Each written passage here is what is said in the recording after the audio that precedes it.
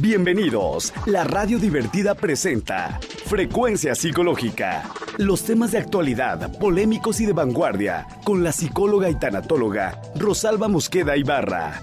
Entrevistas, invitados y mucho más. Esto es Frecuencia Psicológica. Comenzamos.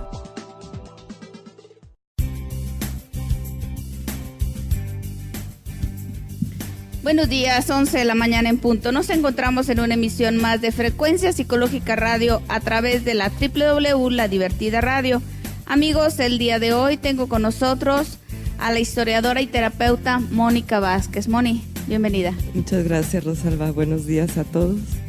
Y pues hemos decidido abordar un tema pues un tanto escabroso, que dirían ustedes, ¿qué tiene que ver en un programa de Frecuencia Psicológica un tema así? Como ustedes lo han venido viendo, sería acerca del epitafio. ¿Por qué el epitafio? Porque simple y sencillamente esta palabra que a ustedes les suena es un texto que honrará al difunto. La mayoría de las veces está inscrito en una lápida, en una placa, y sin embargo esto de los epitafios tiene que ver con las emociones y los sentimientos. Por eso es que sí viene a ad hoc tener que hablar aquí. Y para abrir más esto, pues todos los seres humanos, a final de cuentas, estamos ligados a la muerte. Es que hablar de vida es hablar de muerte. Siempre están de la mano, no podemos olvidarlo, es como el día y la noche, es como dormir y soñar. A final de cuentas es parte de nuestro existir, que lo disfracemos es otro boleto. Entonces, en este sentido, los epitafios, voy a dar entrada a la que sabe. A ver, Mónica. Muchas gracias, Ros. Bueno, para empezar, el epitafio es esta inscripción que, de acuerdo al estilo, las creencias de las personas, lo ponen como una expresión, ¿no? La muerte es un fenómeno biopsicosocial. Así es. Y desde ese punto de vista se elabora todo un rito, un desplegado acerca de la muerte. Uh-huh. El epitafio es, digamos, el último sello, al menos entre el vivo y el muerto, que se da, ¿no? Uh-huh. Entonces, el epitafio sí guarda todo un sentir, obviamente de los dolientes, o en algunos casos, si por alguna razón se hablaba entre los vivos de qué manera querían su entierro o de qué, bajo qué estilo o gusto, pues bueno, ¿no? O incluso habrá gente que haya dicho exactamente qué quiere poner sobre su epitafio. Así es. Entonces, el epitafio guarda pues una serie es una historia, otra vez local, colectiva, que va ligado a un sistema de creencias, a un sistema religioso, es decir, está circunscrita en todo el entorno sociohistórico, ¿no? Además, el epitafio es parte de una red de comunicación también, desde el aspecto de vista lingüístico. Entonces, eso es ¿qué encontramos en un epitafio? Bueno, exactamente la investigación que yo hago sobre los epitafios es en un cementerio, el cementerio municipal de Guanajuato, pero que además, si nosotros pensamos en el contexto nacional, puede estar muy similar en muchas partes, ¿no?, de la República. Sí, dada la cultura de nuestro país, se puede repetir en diferentes entidades este mismo sentimiento y este mismo resultado, vaya. Así es. El cementerio es un microcosmos social, es decir, desde que uno entra, puede ver uno la clase social, ¿no?, la cuestión económica, puede ver el sistema de creencias de las personas, puede ver también la tendencia, ¿no? En una sociedad donde el patriarcado es lo que domina, encontramos más figuras masculinas que femeninas, en el caso de santos, vírgenes, cristos, todo ligado a ello. El ángel, pues bueno, dentro de la creencia es asexuado, entonces, pero la mayoría de los ángeles tienen una carga más masculina, ¿no?, que femenina. Entonces, ¿qué encontramos? Pues depende de la temporalidad histórica, encontramos causas de la muerte, es decir, murió a causa de un asesinato o murió a causa de una enfermedad, Específicamente en el de Guanajuato, en el cementerio antiguo, que además sí conozco el cementerio municipal de Irapuato, Sí. que tiene características muy, muy similares, Así es. ¿no? Los cementerios municipales que vienen de 1860 más o menos para acá, son cementerios como producto de las reformas de Benito Juárez, donde la idea de muerte higiénica, es decir, el cementerio tiene que ser extramuros, ya no se puede por higiene estar enterrando en atrios de templos o dentro de los templos. Entonces, a partir de la muerte higiénica o de esta idea de la muerte higiénica, se dan los cementerios extramuros. Y ahí podemos ver, como ya es un cementerio, por decirlo de esta manera, laico, entre comillas, las formas cómo las personas manifiestan sus ideas acerca de la muerte, de la vida o de la religión o del mundo del más allá, ¿no? Porque hay que recordar que las religiones en su mayoría utilizan esta idea del mundo pretérito, ¿no? Así es, el posterior a… cielo, etcétera. A final de cuentas, todos los seres humanos vamos a terminar en un campo santo. Santo o no tan santo, a final de cuentas, no importa la raza, la religión o el credo, es un lugar de reposo. Y tú nos dices que ahí es un microcosmos, es como un mundo donde empiezas a darte cuenta que está dividido por clases sociales, por incluso creencias, y están bien marcadas. Porque yo me quedo pensando, si yo ahorita me muero, a final de cuentas también no me van a llevar al templo, al Panteón Español, allá donde están los artistas, ni me van a llevar a X lugar, me van a llegar a un lugar muy común, y la inscripción que pongan sobre mí, pues en este caso yo sí la tengo claro, y yo sí sé lo que quiero que le pongan, y ya lo he dicho.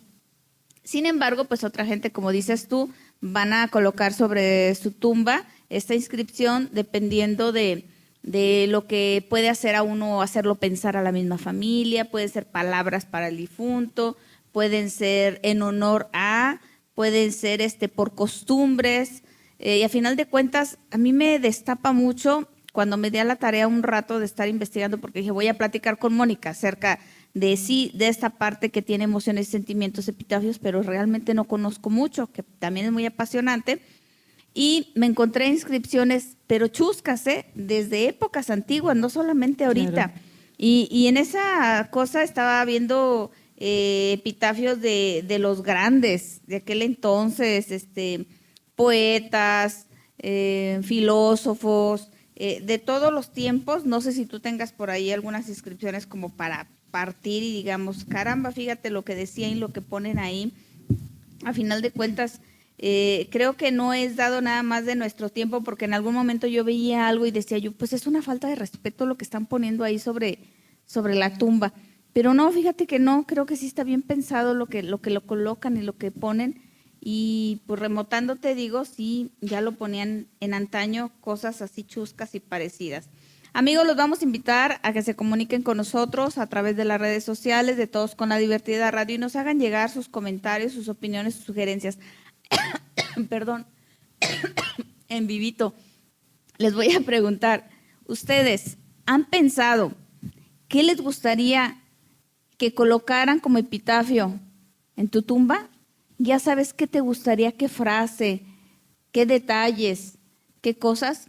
Es muy importante porque como nadie tenemos la vida comprada y nadie sabemos en qué momento vamos a partir, sí sería bueno que pensáramos qué legado queremos dejar, no solamente con nuestra historia de vida, sino que quedara inscrita de algún modo. Así que comuníquense y a ver qué nos dicen acerca de esto o qué piensan. Mónica, ¿qué encontraste? Que ahorita te veía. Hay un personaje muy distinguido, Eulalio Ferrer, español, llegado a Guanajuato, que se dedica sobre todo en aspecto lingüístico, y él hace un registro de diferentes epitafios. Y él menciona que el mexicano es muy ocurrente. Demasiado ocurrente. Muy imaginativo. Y lo lleva, ¿no? También como una especie de irreverencia hacia la muerte, esta necesidad imaginaria de domesticar a la muerte, por parte del mexicano. O de negarla incluso. Así es, de ponerla dulce, ¿no? Por eso están Exacto. en el alfeñique. Entonces sí, claro que encontré aquí, menciona Eulalio, algunos del Panteón de Dolores en México. Dice, aquí yaces bien, tú descansas y yo también. Ándele, tan solo eso, ¿verdad? Y es una total verdad, ya descansa él, pero yo también. Aquí hay uno extremo, podríamos pensarlo, del Panteón de Naucalpan, Estado de México.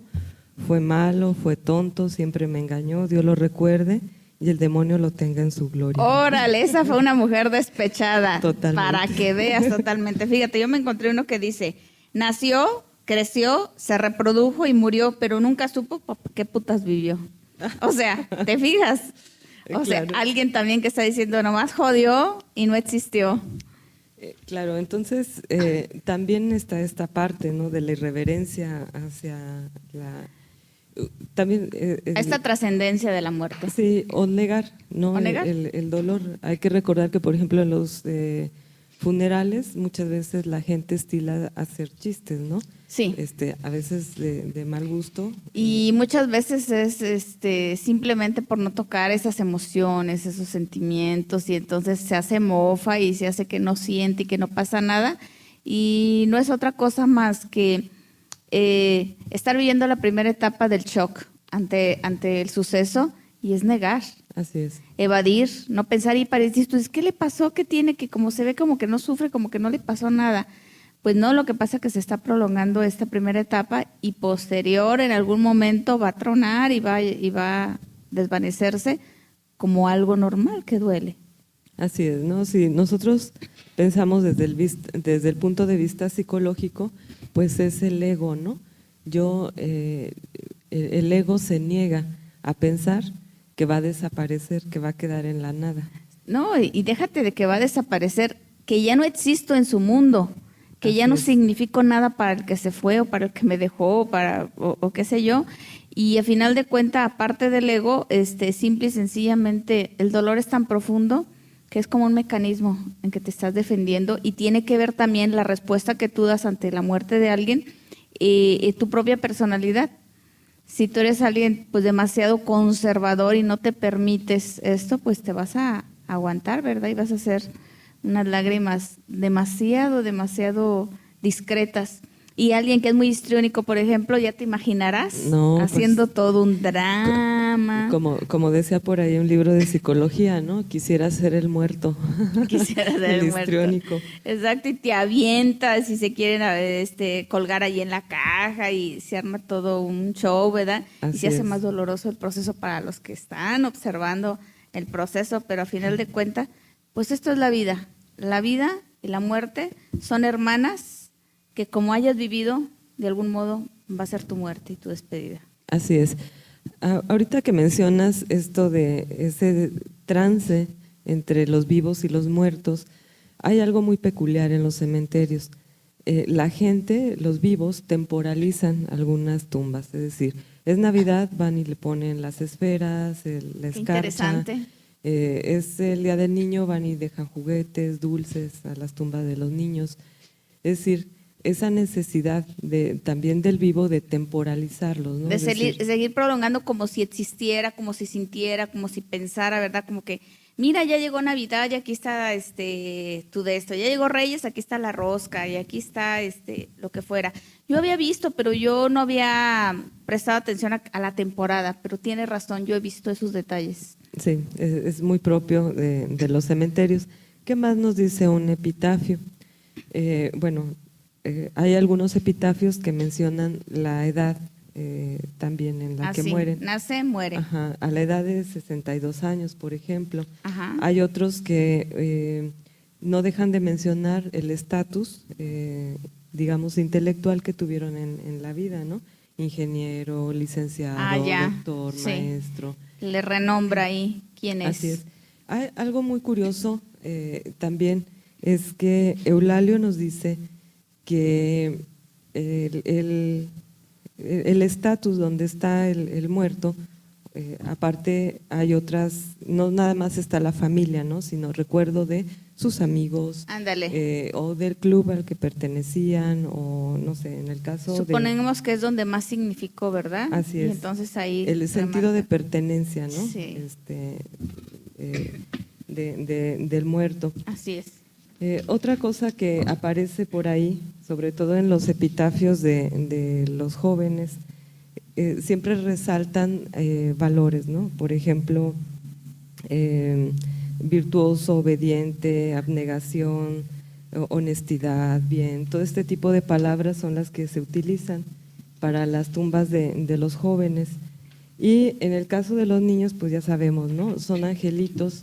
Todos son angelitos. Incluso la iconografía que se utiliza para los niños es diferente, es una corona de laureles, son alas de ángeles, nubes, todo esto. Ajá. Es decir, el epitafio no solamente guarda una escritura, sino también un lenguaje semiótico que tiene que ver con las figuras que utilizan. Una constante en los epitafios, por muy austeros que fueran en su inscripción, es la cruz, siempre utilizan la cruz. Ándale, también. Entonces es como un símbolo, digamos, universal o ligado a la cuestión de la muerte. Los que tenían alguna afinidad así muy marcada hacia su sistema de creencias, ajá, por ejemplo, algunos ponen, falleció en el seno de la Santa Iglesia Católica Apostólica Romana, de la cual jamás se separó, etcétera, etcétera. También los que se manejan la perpetuidad nos indican que era gente que podía pagar ajá, la perpetuidad, porque no todo el mundo la podía pagar. así es. Creo que ahora ya no existe, según Ya no existe la perpetuidad. Los reglamentos, pero todavía podemos encontrar esas leyendas que así citan es. que este terreno donde descansa el cuerpo es a perpetuidad y entonces pueden seguir metiendo más fallecidos, recogen los restos, los ponen en la orillita de la caja y el que sigue y el que sigue, y es un sinnúmero de cuerpos que pueden reposar ahí. Así es. También encontramos nuevamente las jerarquías familiares, ¿no? Cómo, en qué orden se van mencionando. Por ejemplo, madre y esposa. Si tú te fijas, madre y esposa, es decir, esta cuestión todavía de la esposa quedar por debajo de la madre, ¿no? Sí, sí. Acto edípico, así. Seguramente muy lo marcado. pusieron los hijos. Claro. Seguramente fueron los hijos los que pusieron Así esa es. inscripción. O por ejemplo, padre y madrastra, también podemos ver cómo eran Sí. esas relaciones familiares, madre, esposa, hijos y hermanos. Y pues bueno, amigos también, ya lo habíamos mencionado. Son algunas de las cosas que se pueden encontrar en los epitafios. Otra cosa que también nos marca es que antiguamente la gente, cuando nacían, se le ponían a los hijos los nombres de los santos, de acuerdo al calendario romano. Así como naciera. Así es. San Entonces, Crispín, San Plutarco, San… así es. Encontramos algunos nombres que ya están fuera de uso, como Zenón, Hipólita, Marciano, Filomena, Cipriano, Quirina, Felicitas, Ramona, Nicanor, Erlinda, Leoncita, Petra, Tranquilina, Crescencia, etcétera, ¿no? Así es. O sea, nombres que obviamente están en el calendario de Galván, pero que no son muy comunes en la actualidad. Así es. Sin embargo, se respetaba y el día que nacías así te tenías que llamar. Entonces, a final de cuentas, este mundo, este microcosmos social, todo habla de nosotros. Así es. Y una tumba puede decir mucho de esa familia. Así de es. cómo se vivían y de esa persona y de quién era, cómo trascendió, qué logró, qué hizo. Entonces, como dices tú, habla de valores de la persona, pero también habla de reclamos, cuando alguien tiene reclamo hacia ese cuerpo, a ese cadáver. Fíjate, aquí me estoy encontrando, aquí en la inscripción dice Gustava Gumencinda Gutiérrez Guzmán, 1934-1989, que descanse en paz. Recuerdo de todos tus hijos, menos Ricardo, que no dio nada. Ah, claro. O sea, qué cosas, ¿no? Dices, pobre, hasta la tumba le tocó La queja del hijo ovejita negra. Así es, porque la muerte también es parte de un sistema económico, morir es caro, ¿no? Es caro nacer, es caro morir. Y luego, según como te quieras vivir, pues a final de cuentas vas a querer hacer. Yo en una ocasión me recuerda una señora que tuvo una vida muy precaria por situaciones que el marido pues era tacaño, tenía la posibilidad, pero siempre le restringió. Muere el marido y ella le hace una ostentosa celebración fúnebre.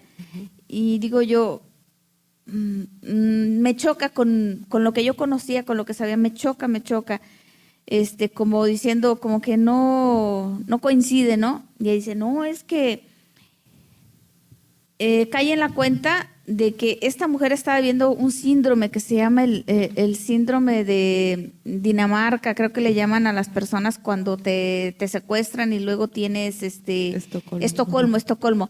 Me fui por lo del ¿cómo se llama?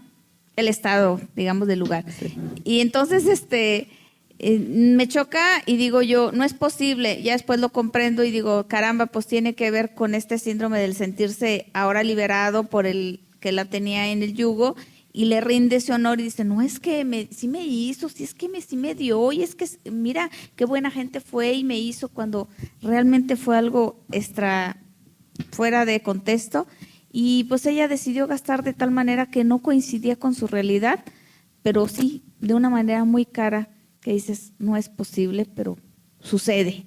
Así es. ¿Qué mensaje le querría dar esta mujer? No sé, como diciendo, mira, yo puedo darte más de lo que tú me diste, yo sí puedo, yo ahora hago lo que quiero, no sé.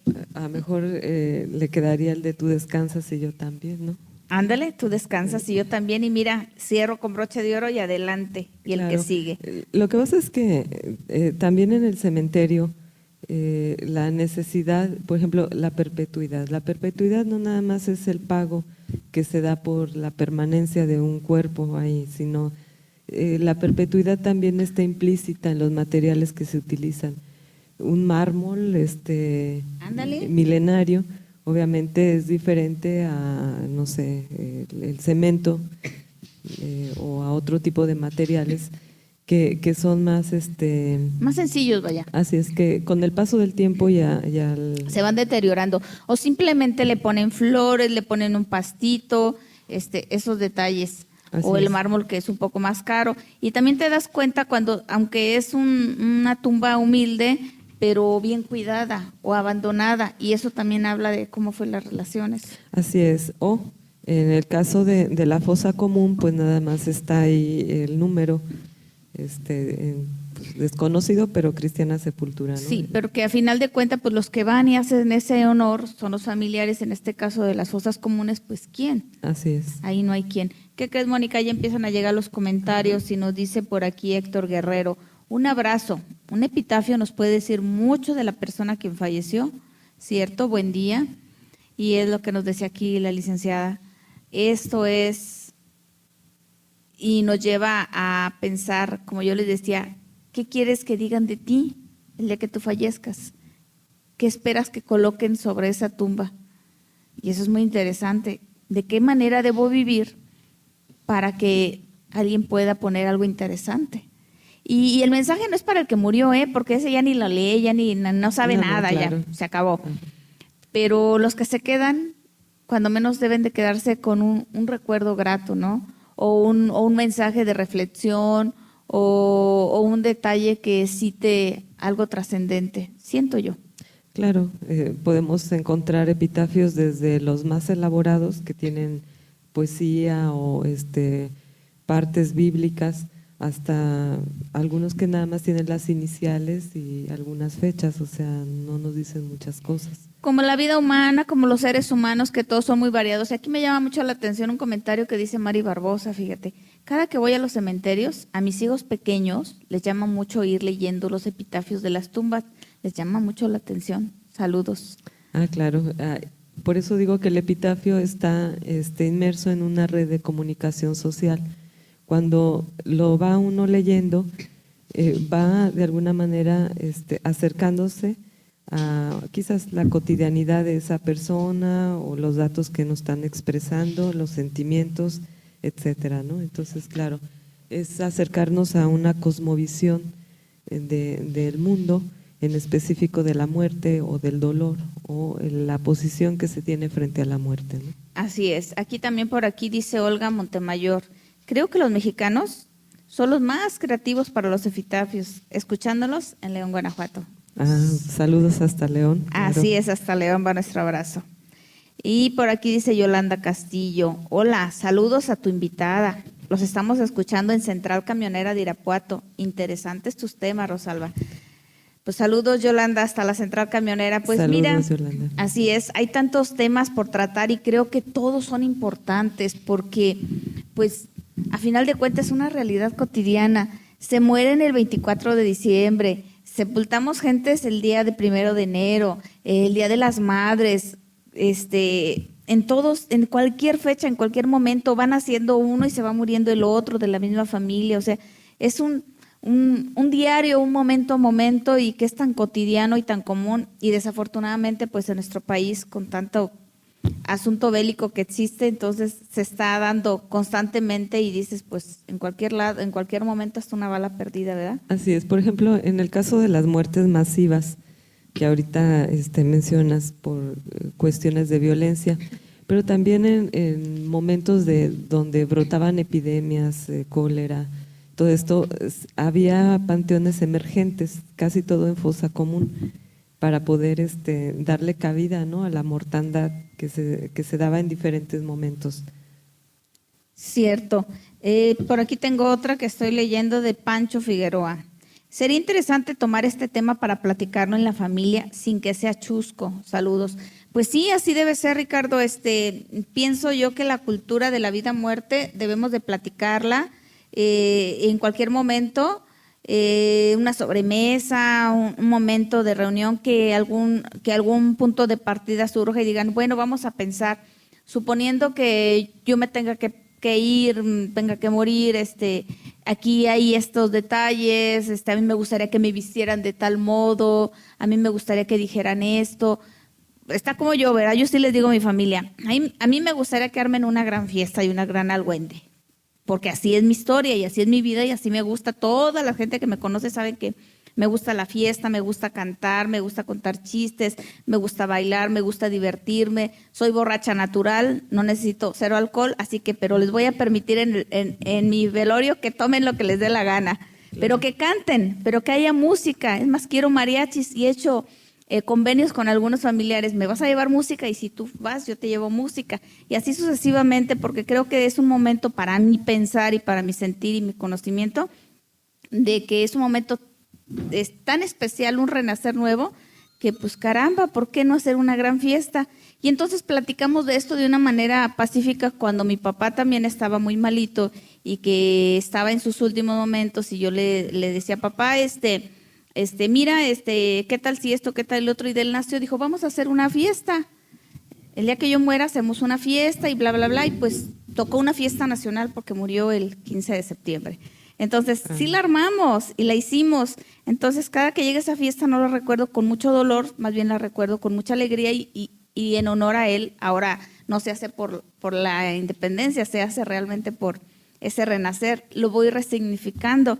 Y entonces sí es un tema muy interesante en el que podríamos platicar y sería algo, pues, así es, en sensibilizarnos a una realidad.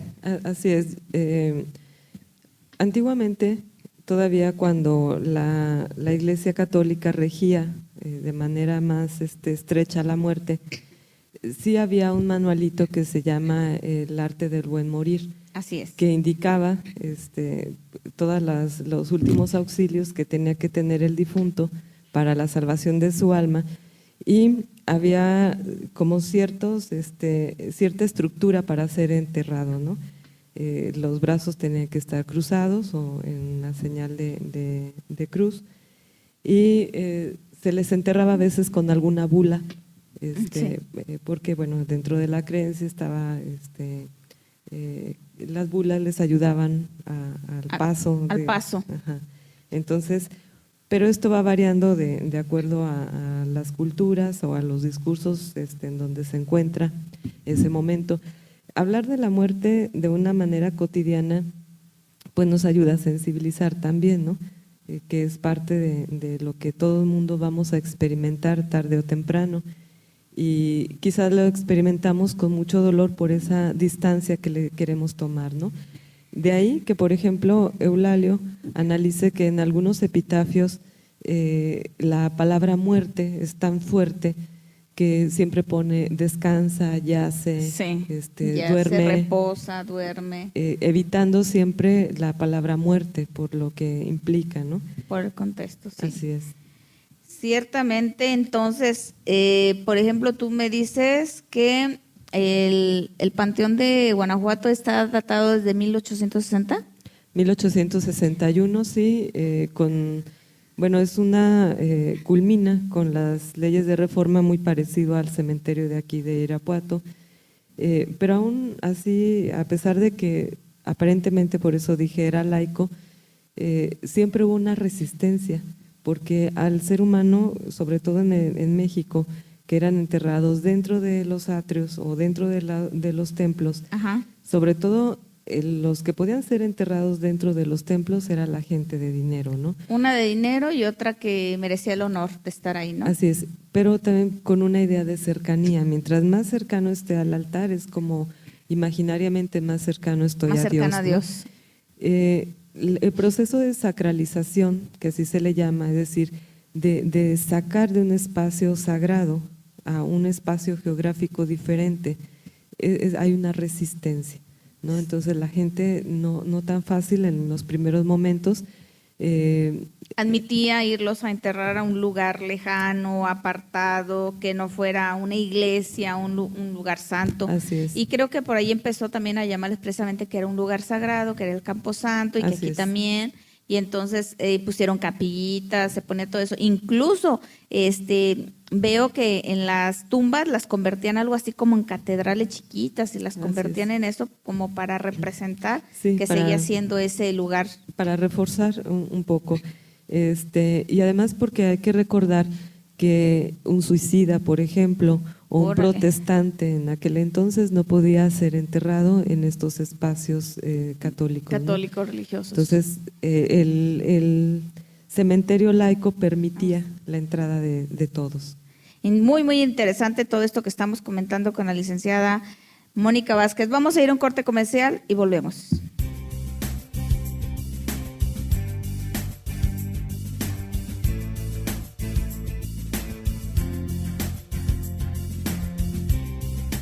Quédate con nosotros, estás escuchando Frecuencia Psicológica, ya regresamos. Ya estamos de regreso, escuchas Frecuencia Psicológica por la Radio Divertida.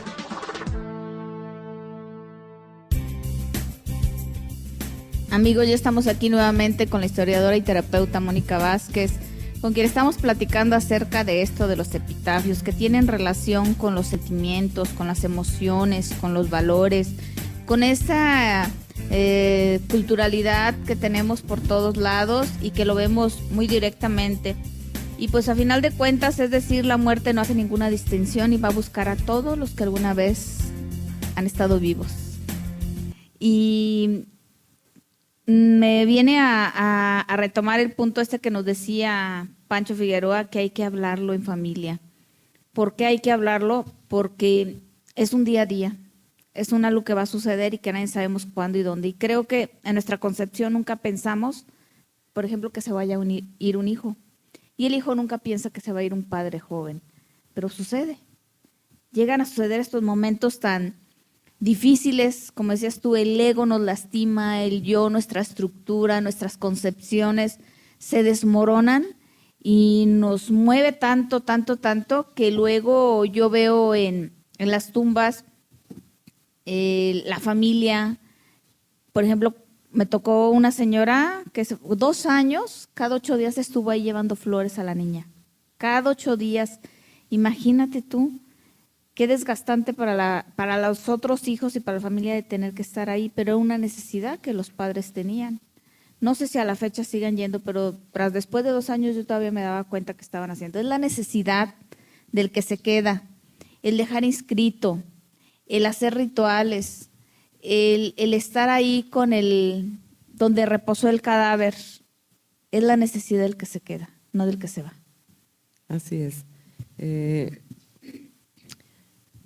Cuando nosotros nos enfrentamos a la lectura del epitafio, sí podemos percibir dentro de su discurso si hay dolor, la intensidad del dolor, o hay enojo, por ejemplo, en algún epitafio aparece después de la muerte no hay nada.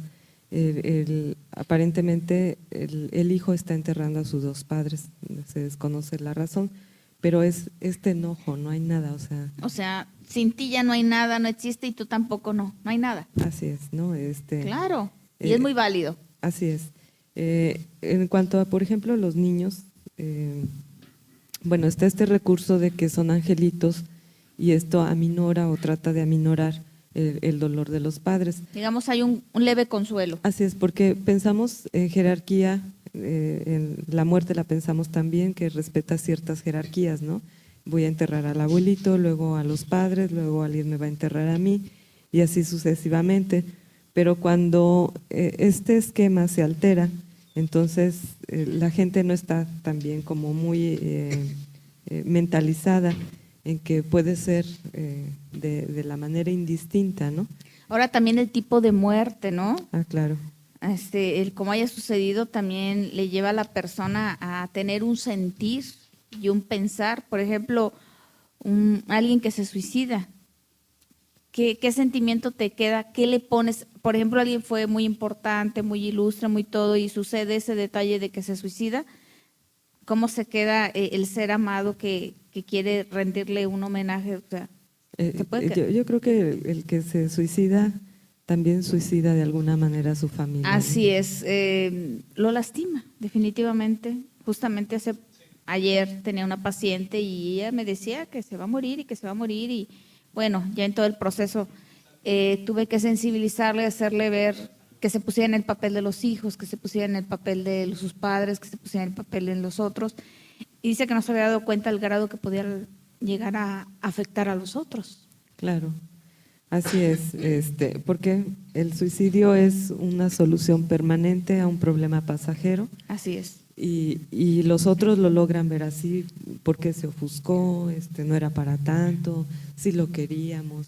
Pero bueno, también sabemos que el proceso psicológico de un suicida pues es la depresión larga, disgregación, hasta que vaya… hasta que se queda en un túnel oscuro donde no le encuentra una posible solución y que lo único que quiere es dejar de sufrir. A veces no necesariamente quiere la muerte como tal, sino quiere darle muerte a ese sufrimiento. Y de esa manera, al encontrarse sin razón, lo encuentra como una posible salida.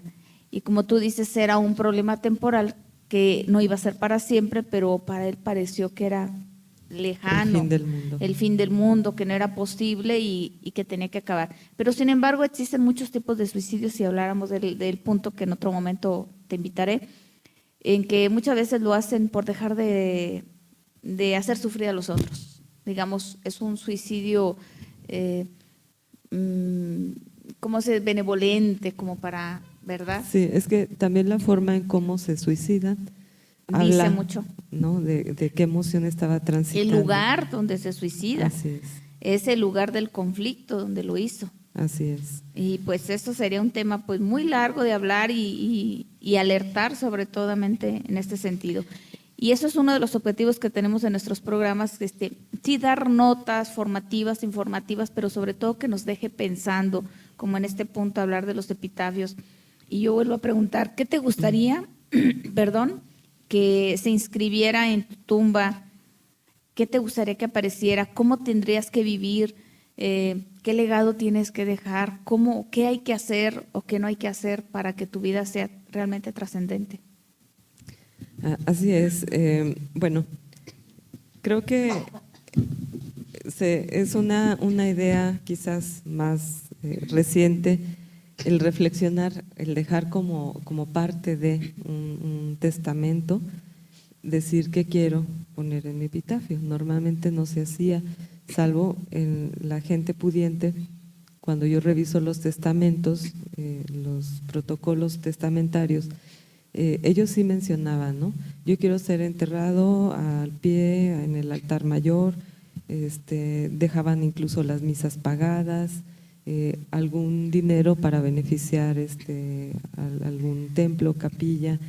Ellos sí, pero creo que a lo mejor sería interesante que como una idea la gente ensayara, ¿no? ¿Qué es lo que...? Déjame contarte, Mónica, que en la actualidad se han hecho diversos estudios desde la tanatología y ya aquí en México en el 2012 se propone y ampliamente muy estudiada la terapia con moribundos, que habla de la terapia de la dignidad.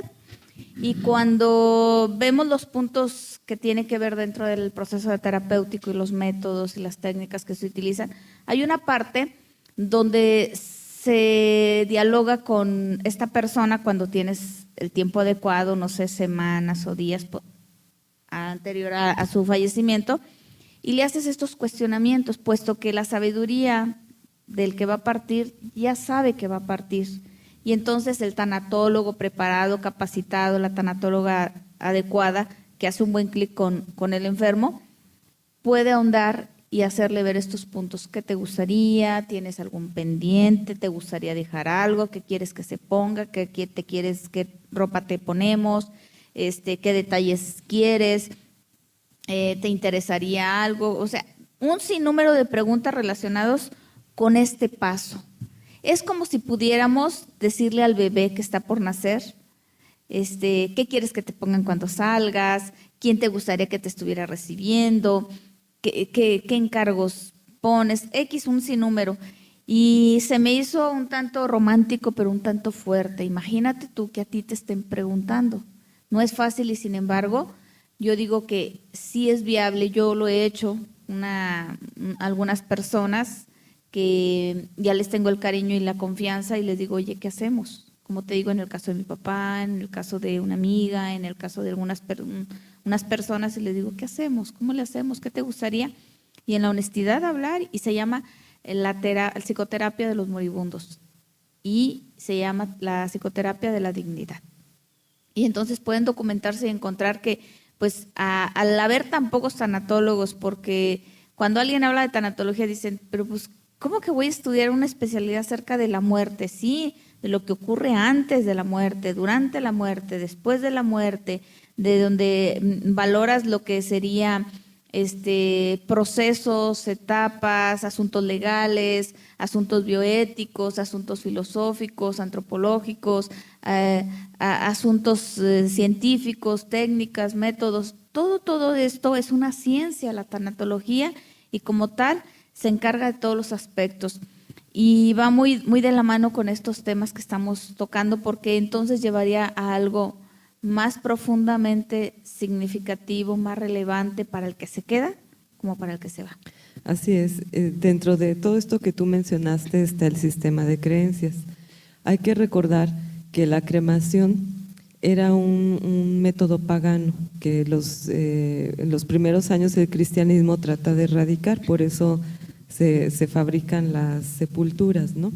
A partir de pues, la idea de la sepultura de Jesús, que ya se utilizaba para ciertos personajes relevantes en Roma.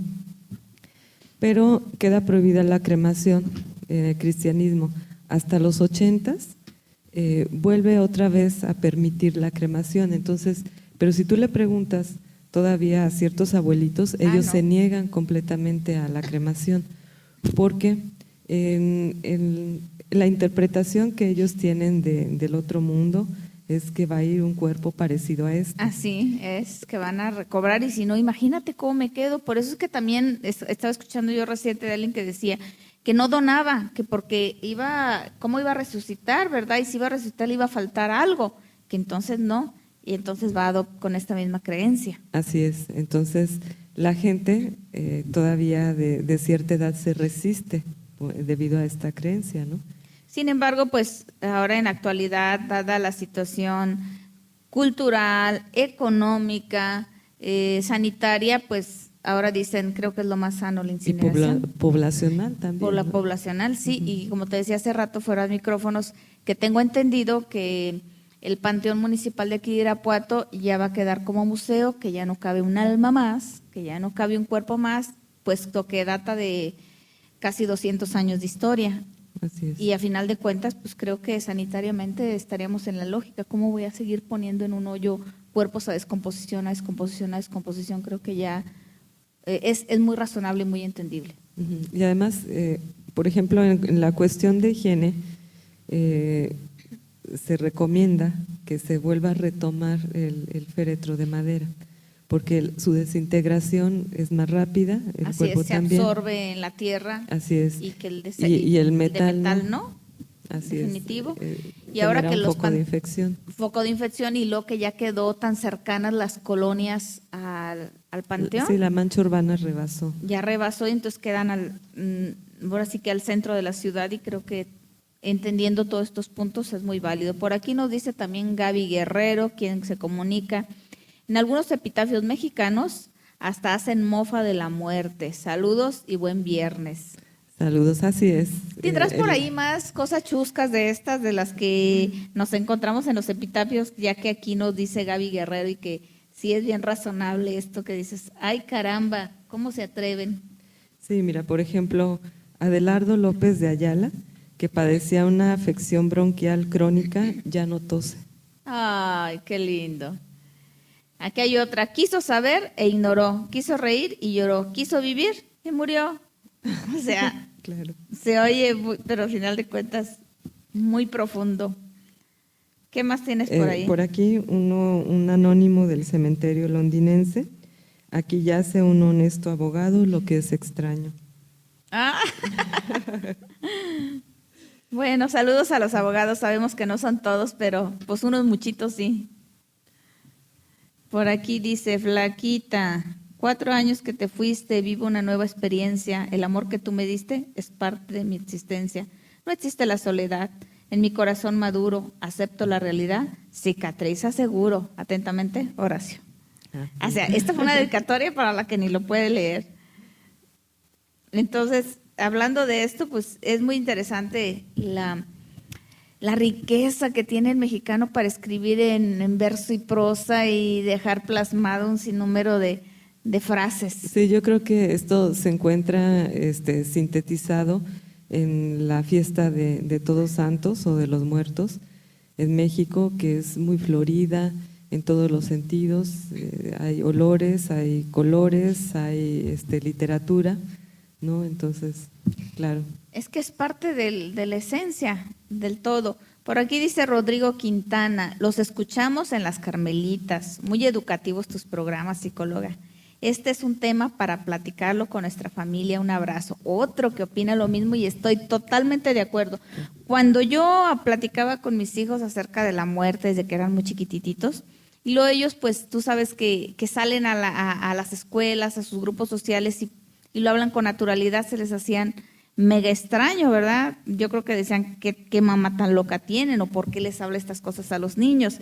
Pero pues mis hijos han crecido con esa cultura porque pues ya son muchos años que yo estoy involucrada en el campo de la tanatología y la psicología, y entonces es muy sano, créanme, porque cuando han vivido ellos pérdidas, la primera y la temprana que fue de sus abuelos, lo pudieron hacer de una manera muy sana, esa despedida, entraron al ritual, dejaron un detalle, le dejaron la carta al abuelo, se la pusieron aquí en su pecho, cositas así, y estaban conscientes de que iba a la incineración y que pues ellos en su concepción de niños pues podían hacer un cierre muy sano, aunque fuera mágico, pero les dejó bien ese vacío de los abuelos cercanos. Y así sucesivamente ante sus mascotas que iban perdiendo, en sus relaciones ya como jóvenes, y a todo el proceso creo que es este punto de partida de cuando nos vamos desapegando y cuando vamos aceptando la muerte como algo natural, como quien nace, como quien muere, entonces no nos causa tanto sufrimiento las despedidas y las pérdidas. Creo que es muy, muy interesante lo que nos dicen aquí los comentarios, y así debe ser un tema para ser tratado en familia. Estoy de acuerdo. Así es. En el mundo del México antiguo, La muerte era el ciclo, se cerraba un ciclo y abría otro. De ahí que, por ejemplo, los sacrificios era para fertilizar la tierra, ¿no? Lejos de lo que las se cree. creencias.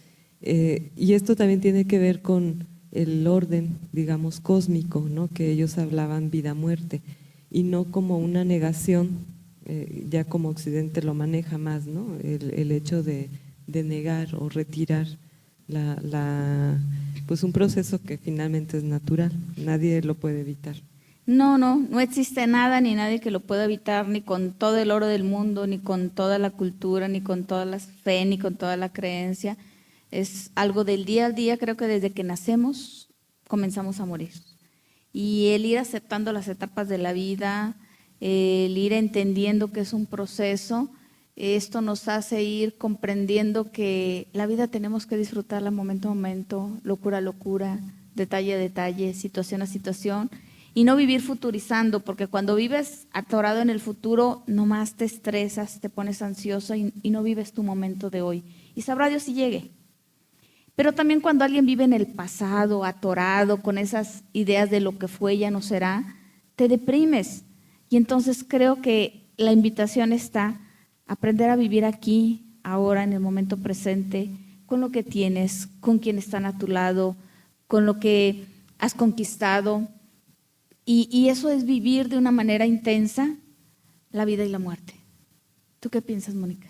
Claro, nos reparamos en la vida y en la muerte hasta que la tenemos de cerca. De hecho, el mexicano se ríe de la muerte del otro, no de la muerte que le acontece a él, ¿no? Y pensamos que les suceden a aquellos, a otros.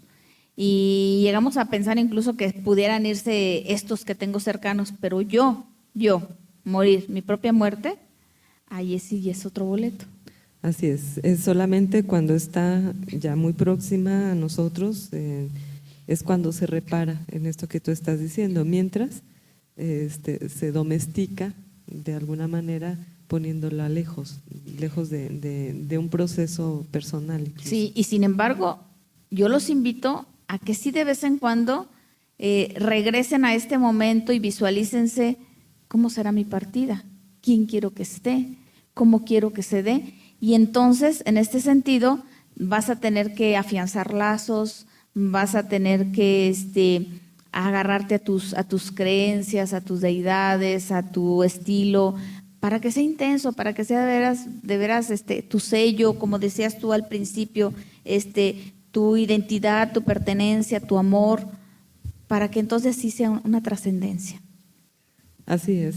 Entonces, la muerte pues está todos los días conviviendo con uno y hay que aprender, ¿no? A estar preparados también para ese momento, o por lo menos tenerlo presente, ¿no? Cuando menos tenerlo presente. Casi siempre hay un sentimiento aterrador de la muerte. Por más preparado que estés, nunca vas a estarlo.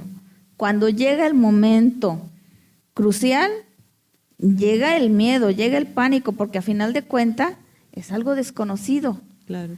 Es algo que no te imaginas tú estar a lo mejor X metros bajo tierra, inmovilizado, paralizado, aunque sabemos que ya el cuerpo no siente, el cerebro no piensa y no pasa nada, ya es parte de la tierra. Está esa sensación mental de los que estamos de este lado pensando, ¿y cómo me sentiré? ¿Qué me pasará? O sea, igual yo pienso y de repente digo, incineración, y si pasa esto, y si no, y un sinnúmero de ideas, pero al final de cuentas hay que tenerlos presentes de que somos finitos, somos mortales y que nos hemos de ir en algún momento. Mónica, pues creo que el tiempo nos está llegando, pues, creo que ya 12:01, así que te voy a agradecer mucho el haber estado aquí platicando estos temas de tanto interés que tú dominas y que tú conoces mucho. Y pues que no sea la última vez. Sí, muchas gracias, Rosalba, y aprovecho para mandar saludos hasta Zacatecas, allá a Miriam y a todos los compañeros. Pues saludos a todos hasta Zacatecas y a todos nuestros colegas tanatólogos y psicólogos. Y con esto les saluda Rose, les bendice Dios y hasta la próxima.